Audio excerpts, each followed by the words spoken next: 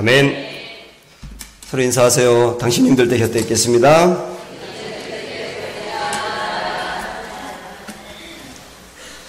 벼랑 끝에 서는 용기, 이런 제목입니다. 하나님은 기드온에게 말씀을 주셨고요. 기드온은 그 말씀을 무엇으로 삼았다 그랬죠? 비전으로 삼았다 그랬어요. 하나님은 주신 비전에 확신을 갖도록 적진에서 꿈 이야기를 통하여 믿음을 주었고요. 기드온은 하나님이 들었던 비전을 300명의 용사들에게 선포하고 나누었다 하는 말씀을 어제까지 드렸는데, 아무리 하나님이 주신 말씀을 비전으로 품었다 하더라도 그 주님의 비전이 성취되기 위해서는 도전을 해야 되는 겁니다. 뭔가 행동하고 도전에 나아갈 때 그때 하나님의 비전이 이루어지는 거지요. 오늘 바로 그 장면을 보는 거예요. 아마 여러분이 어릴 적부터 들었던 이 말씀, 너무나 신이 나고 세상에 어떻게 이런 전쟁이 다 있나 할 그런 말씀이 이제 본문에 나와 있는데, 미디안의 사람들을 광야의 싸움꾼이라고 별명을 붙입니다. 그만큼 사막에서 싸울 때는 기가 막힌 방법으로 승리한다는 거죠. 이 사람들은 그들과 이스라엘이 싸우는 겁니다. 그리고 미디안과 함께 했던 아말렉이라고 하는 사람들은 출애굽기 17장에 보면 모세와 이스라엘 백성들이 시내산으로 갈 때 갑자기 기습을 해가지고 후미에서 쳤던 사람들이잖아요. 보통 전쟁은 정면에서 막닥뜨려 싸우게 되는데 이 아말렉 사람들은 뒤에서 쳐져 있는 사람들부터 치기 시작해가지고 이스라엘이 큰 공경에 빠졌었거든요. 이걸 보면 아말렉이라고 하는 사람들은 상당히 교활하고 그리고 아주 야비한 사람들이라고 볼 수가 있습니다. 그만큼 한편으로 보면 싸움에서는 이기기 위해서 아주 주도 면밀했다 이렇게 볼 수도 있는 겁니다. 그들과 이스라엘이 싸우는 거예요. 그들은 군인들이 13만 5천 명이고 이스라엘은 300명이고 이스라엘을 이끌어가는 지도자는 개떡 같은 사람이었었고 농부였었어요. 군인이 아니었단 말이에요. 그리고 그를 따르는 300명도 원래부터 군인이 아니었고 특공대도 아니었고 갑자기 모집된 사람들이었고, 그리고 그들이 들고 있는 무기는 항아리, 나팔, 횃불, 이것으로 싸우는 겁니다. 이게 세상에 만화에서나 나올 수 있는 얘기 아닙니까? 그런데 이 전쟁에서 한 명도 죽지 않고 멋지게 승리를 거두잖아요. 이 오늘 전쟁 이야기인데 말할 것도 없이 이 전쟁에 승리하게 된 것은 하나님의 도움이죠. 하나님의 도움인데 중요하게 오늘 우리가 봐야 될 것은 뭐냐면, 하나님이 분명히 기드온에게 내가 너와 함께한다, 그들을 너의 손에 붙였다, 너는 믿음으로 담대히 나아가라, 이 말씀을 믿고 전진하여 나아갔던 기드온과 300용사의 그 아름다운 용기, 도전, 모험, 믿음의 전진, 믿음의 행위, 이런 일들이 하나님의 역사를 이루는 굉장히 중요한 도구가 됐다는 거예요. 기드온은 이 300명을 세 그룹으로 나눕니다. 그리고 내가 하라고 할 때까지 절대로 행동하지 말아라 라고 말하고요. 항아리 속에 횃불을 몰래 숨겨가지고 가서 나팔을 들고 일제히 항아리를 깨고 나팔을 불고 횃불을 흔들면서 잠을 자고 있던 적들을 교란시키지 않습니까? 어찌된 일인지 그 사람들은 잠자다 말고 일어나가지고 이게 웬일이냐 하면서 자기들끼리 싸웠다는 거예요. 그래가지고 그냥 전멸해버렸습니다. 이 전쟁인데 저는 하나님이 그렇게 하라고 하니까 하나님의 말씀을 믿고 정말 횃불 들고 항아리 들고 나팔 들고 나아가서 적진에 나가 싸우겠다고 한 이 용기를 뭐라고 말씀드리고 싶냐면 벼랑 끝에 서는 용기라고 말씀드리고 싶어요. 벼랑 끝에 서는 용기. 여기가 벼랑이잖아요. 여기 3발 더 가면 떨어지잖아요. 그 앞에까지 섰다는 얘기입니다. 벼랑 끝에 서는 용기를 뭐라고 말씀드릴 수 있냐면, 하나님이 도와주시지 않으면 안 되는 끝까지 간 거예요. 그 지경까지. 하나님의 도움이 없이는 절대로 안 되는 그 지경까지 간 거라고요. 사실은 이 성경에 보면은 벼랑 끝에 서는 용기 굉장히 많이 나오고 하나님은 상당히 많은 경우 벼랑 끝으로 몰아가시더라고요. 벼랑 끝으로 몰아가서 사람의 어떤 능력은 제로로 만들고 정말 하나님의 능력으로만 해결될 수 있는 곳까지 몰아가시더라고요. 그런데 하나님이 거기를 몰아가실 때 믿음으로 끝까지 간 사람들은 하나님의 역사를 경험하는 거예요. 우리가 사실 신앙생활 하면서 야 정말 하나님이 하셨다. 이 불가능한 일을 주님이 하셨다. 이런 일들을 많이 못 보지 않습니까? 교회도 그런 일을 많이 못 보고 한 개인도 신앙생활하면서 믿음이 좋다고 하는데 실제 그런 일이 거의 없어요. 왜냐하면 벼랑 끝으로 안 가는 거예요. 그리고 우리가 결정하고 행동하고 선택하는 게 나의 거의 상식선에서 누가 봐도 될 만한 일만을 선택하는 거예요. 하나님의 도움이 없어도 될 만한 일, 교회가 일을 하는 거나 그 다음에 한 개인이 뭔가 결정하는 거 보면은 누가 봐도 조금만 노력하면 될 만한 일, 거기까지만 가는 거예요. 그러니까 하나님의 어떤 놀라운 능력이 들어올 틈을 우리가 안 주는 거죠. 애초부터 차단해 버리는 거죠. 그러니까 하나님의 역사를 못 보는 거 아닌가. 쉽게 말하면 벼랑 끝에서는 용기가 우리에게 없기 때문에 하나님의 역사를 못 본다고 볼 수도 있는 겁니다. 우리가 벼랑 끝에 안 서니까 북한 사람들이 벼랑 끝에 서는 거예요. 맨날 북한은 벼랑 끝 전술 하지 않습니까? 끝까지 가보자 한번. 우리가 하니까 그들이 하잖아요. 우리가 해야 된다니까요. 성경 보세요 여러분. 벼랑 끝 얘기가 얼마나 많이 나오는지.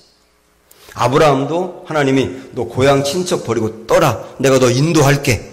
어디로 가야 될지도 모르는데 하나님 인도할게. 벼랑 끝으로 몰아가시지 않습니까?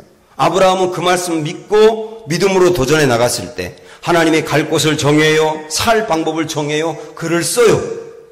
그게 아브라함 이야기지 않습니까? 여호사밧이 전쟁할 때도 하나님 그러시잖아요. 성가대원들을 맨 앞에 세워.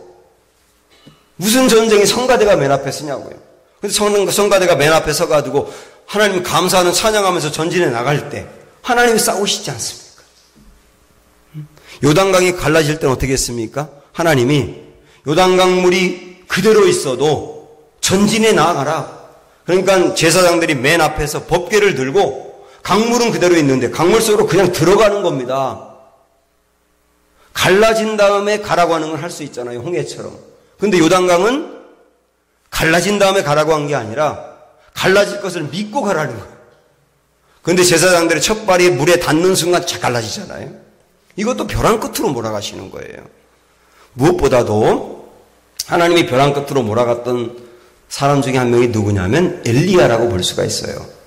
엘리야는 아합 시대 때 모두 하나님을 버리고 바알을 섬기던 바로 그때에 자기가 이 민족을 건져내겠다고 당당하게 나갔거든요. 근데 하나님이 엘리야가 그런 포부도 있고 열정도 있고 비전도 있는데 금방 그를 쓰시지 않아요. 오히려 어디로 몰고 가냐면 그리시네가로 몰아가십니다. 그리시네가에서 그가 한 일은 뭐냐면 까마귀가 물어다주는 먹이를 먹고 목숨을 연명하는 일이었습니다. 엘리야의 가슴은 불타는데 지금 빨리 뭔가를 하고 싶은데 하나님은 너 빨리 뭔가 하기 전에 먼저 할 게 있다. 그게 뭐냐면 아무것도 없는 상황에서 먹을 것이 하나도 없는 상황에서 하나님이 너 먹이시는 거 먼저 경험해야 된다는 거예요. 거기서 먹이시지 않습니까? 그 다음에 어디로 보내느냐면 시돈 땅에 있는 사렙다 과부의 집으로 보내잖아요. 시돈이 어디냐면 지금의 레바논 땅인데요. 그 시돈이 이세벨의 고향입니다. 아합의 아내였던 이세벨의 고향이라고요. 이세벨은 지금 엘리야를 죽이려고 작정하고 있는데 하나님이 보내시는데 하필 어디로 보내냐면 이세벨의 고향으로 보내는 거예요. 위험의 벼랑 끝으로 보내는 거죠. 너 거기서도 내가 너를 안전하게 지켜주는 거 경험해봐. 근데 하나님 거기서 지키시잖아요.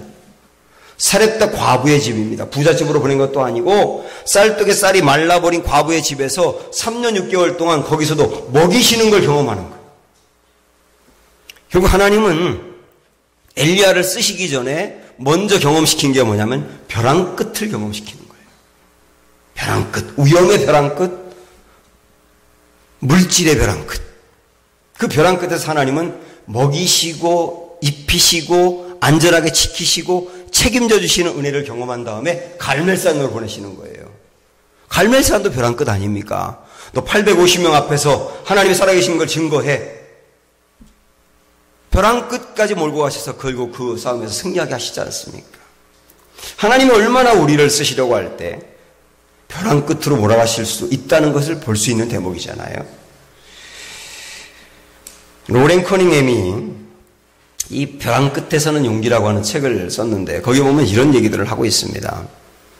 때로 하나님은 우리를 벼랑 끝으로 몰아갈 때가 있고 내가 벼랑 끝에 서기를 원할 때가 있다. 어떤 벼랑 끝을 원하느냐? 어떤 때는 사역의 벼랑 끝을 원한다. 내가 해본 적이 없고 할 수 없을 것 같은데 하나님이 나에게 그 주님의 일을 하라고 할 때가 있다. 나의 능력으로 도저히 못하는데요. 나 경험도 없는데요. 그래도 하나님이 거기로 몰아갈 때가 있다. 그럴 때는 해본 적은 없지만 할 만한 능력은 없지만 가보라는 거예요. 그런데 나는 못할 것 같았는데 하나님이 내게 능력 주셔서 하게 한단 말이죠. 그러면서 믿음이 커가는 겁니다.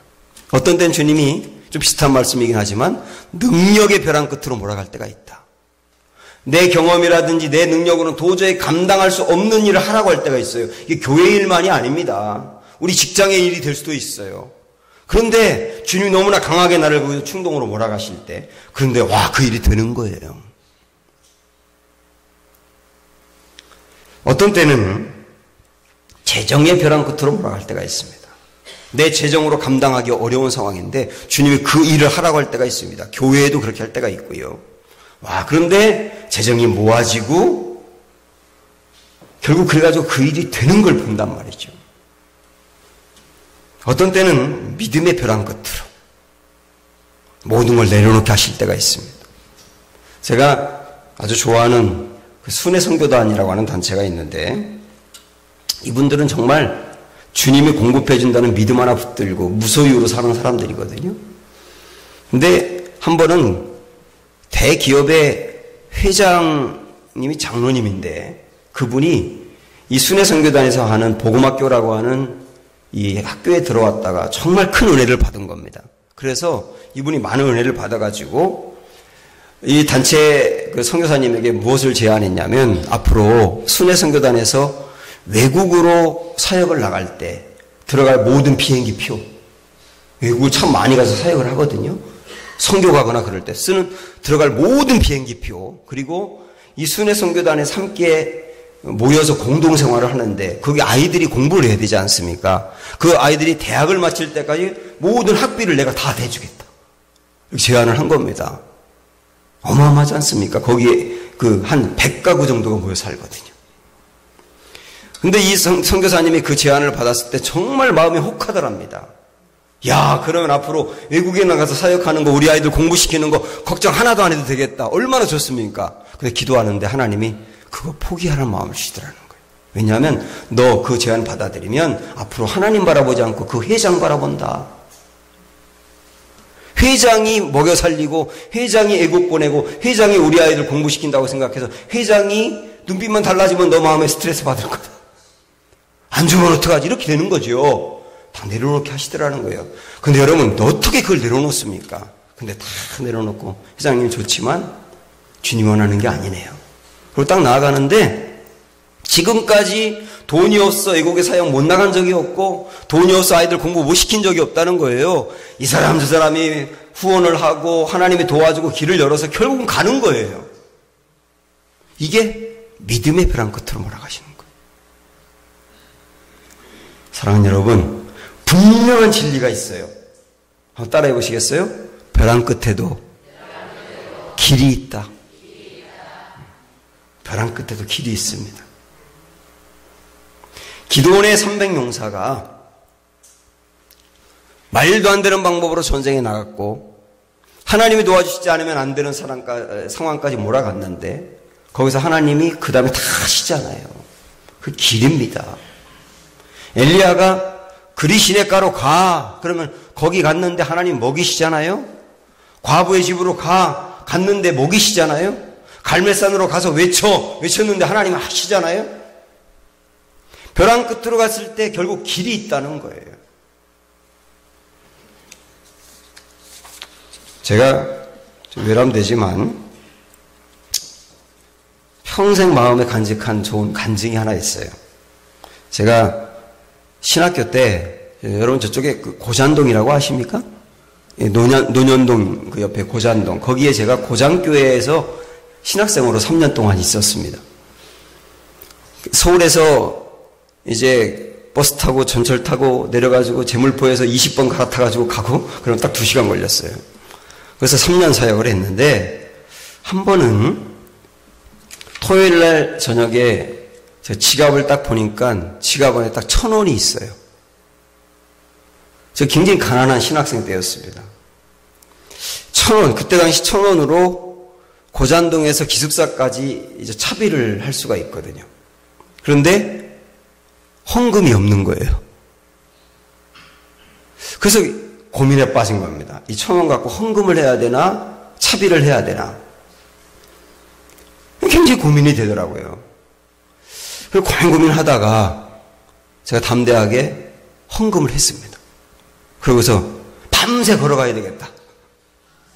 아니면 누가 태워주면 타고. 이런 생각하고 헌금을 딱 했어요. 그리고 걱정이 그렇게 많더라고요, 이제는. 헌금을 막상 했는데, 이거 도대체 어떻게 가나. 고민도 걱정도 많았어요. 제가 그때 당시에 중고등부 아이들 성가 지휘를 했었거든요. 저녁 예배 때. 그래서 그 아이들을 이제 오후에 성가 연습을 시키고 있는데 그 교회 수석 장로님이 저 뒤에서 이렇게 불러요. 그래서 갔더니 저한테 봉투를 하나 주는 거예요. 봉투를 주면서 유 선생, 신학생 때는 책을 많이 봐야 돼. 책 사봐. 주는 거예요. 그리고 그거를 몰래 옆에 구석으로 가서 열어봤더니 5만 원이 있더라고요. 그때 당시 5만 원은요, 지금 6만 원보다 많은 거예요. 응? 꽤 큰 돈이었네. 제가 그 돈을 받고 막 울었습니다. 그 돈 받고 막 울고 그러는데 그때 하나님 내게 주신 딱 말씀이 뭐냐면 물질의 주인은 하나님이다. 그 말씀을 딱 주시는 거예요. 앞으로 목회하면서 물질 때문에 흔들리지 마. 이건 내가 너 먹이고 책임질 거야. 신학생 때 그 체험이 저에게 물질에 대해서 연연하지 않고 물질에 대해서 흔들리지 않고 물질 때문에 죄를 짓지 않고 그렇게 확고하게 마음을 잡아주셨어요. 근데 그 뒤에 정말 물질 때문에 힘들어한다거나 물질 때문에 뭐 빚을 진다거나 그런 일은 없었습니다. 지금까지 하나님이 먹이시고 책임지고 입히시고 인도에 가시는 거예요. 그래서 제 인생의 최고의 투자가 그 1,000원이었다. 이런 생각을 하고 있는데 사랑하는 여러분, 주님이 늘 그런 건 아닙니다만은 어떤 때는 우리를 벼랑 끝으로 몰아가실 때가 있다. 또 벼랑 끝에 서기를 원하실 때가 있다. 그 내용은 각각 다를 수 있지만 그럴 때는 두 가지가 있는 겁니다. 하나는 믿음을 키워주신다는 뜻이다. 또 하나는 하나님이 하시겠다는 뜻이다. 내가 할 수 있으면 벼랑 끝이 아니잖아요. 내가 못하는데 하라고 하니까 벼랑 끝이지 않습니까? 그래서 가라고 할 때 담대히 가시고 하라고 할 때 담대히 하시고 그래서 하나님의 역사를 여러분 누리시기 바라고 그런 과정에 우리의 믿음이 커가서 더 큰 하나님의 역사를 이루는 우리 교회 그리고 우리 모두가 되기를 주님의 이름으로 축원합니다. 함께 찬양합니다. 내 마음의 주를 향한 사랑이